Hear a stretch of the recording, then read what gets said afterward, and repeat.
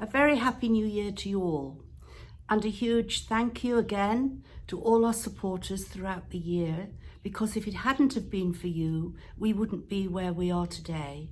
And I'm not just talking about financial support, I'm talking about those people who have supported us emotionally, and the positive comments you leave on our social media and on our website mean so much and convince us that we are doing the right thing. And I'll come on to that in a moment. But if we just look briefly over the last year at what we lost, we lost our freedom in many regards. We lost all our visitors. We were stranded here in lockdown in the beginning, and it was tough because the number of our animals was increasing, and many of them coming in such a dire state with horrific injuries. But the good thing is we managed to get through, we managed to pull together, and with the help of the excellent team here, we now have some disabled donkeys and mules living happily and enjoying their retirement. And we've learnt so much during this year. I haven't been online for a day or two because, given the dreadful experiences last week, I then developed what was a very bad cold. It wasn't corona, but I've been in bed for 2 days because the last thing I could do would be afford to give any virus, albeit a common cold, to my staff, because we so desperately need them working here at the moment. But I want to go back for a moment of reflection from last year, and in many ways the last moments of the mule, the picture of which I posted on my social media. She never had a name, and somebody online called her Muley, and she will always be Muley to us.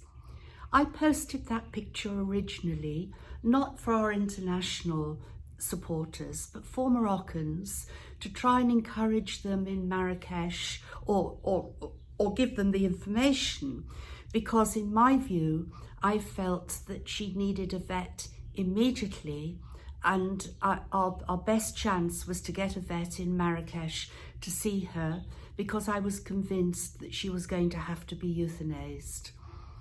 In the event, we weren't able to get help anywhere, and she arrived here late in the evening, and we were able to make her comfortable in a warm stable. She enjoyed a meal, and I think she enjoyed the fuss we made of her. And sadly, the next day she had to be euthanized. And the next day was quite a day for us, because we had a visit from the KRC Horse Show family who do shows in Marrakesh, and some of those for tourists, and they are part of the Horses Liberty group, and the president from that group came to see us. And they brought with us their little girl and their little boy. The little girl was 6 and the little boy was 2.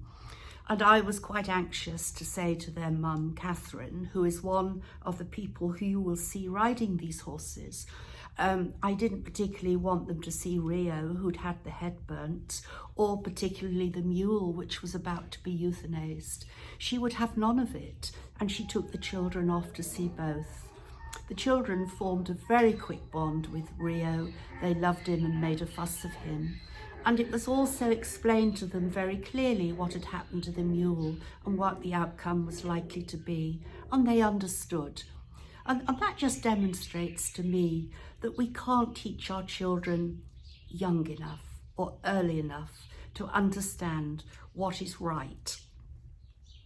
It was then a little later that I had a post on my Facebook page from a person who of course I'm not going to name, and I think she was in Holland, and she described herself on her bio as a scientist and said that she had a PhD. So one would expect that she had the privilege of education, and you hope with education comes understanding. But she asked me if I would put a graphic warning on photographs like the one I just posted, because she found it very distressing. I dealt with that, I blocked her, because she was quite intelligent enough to press a button and turn it off. And if she found any of the material on our site that distressing, she shouldn't be following us.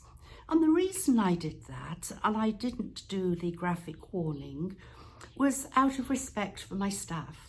I spoke to quite a few people about it, and the general view was that I never post blood and gore or something that really is going to be so distressing that it would upset people.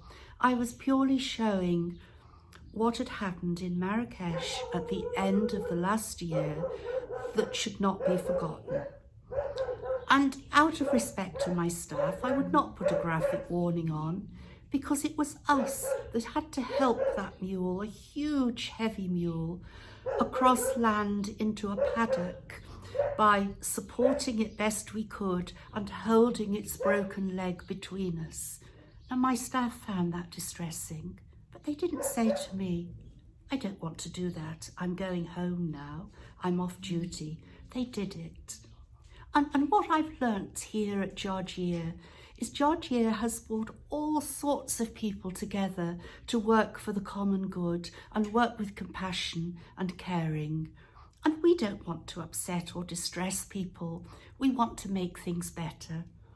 And for those of you that think I may be as honest as I'm being in a way to demonstrate somehow that we are being very good and we deserve help, nothing could be further from the truth. But I do passionately believe that if those of you are going to send me donations, whether it be £1, £10, £100 or £1,000, you are all equal and you have made a commitment to us.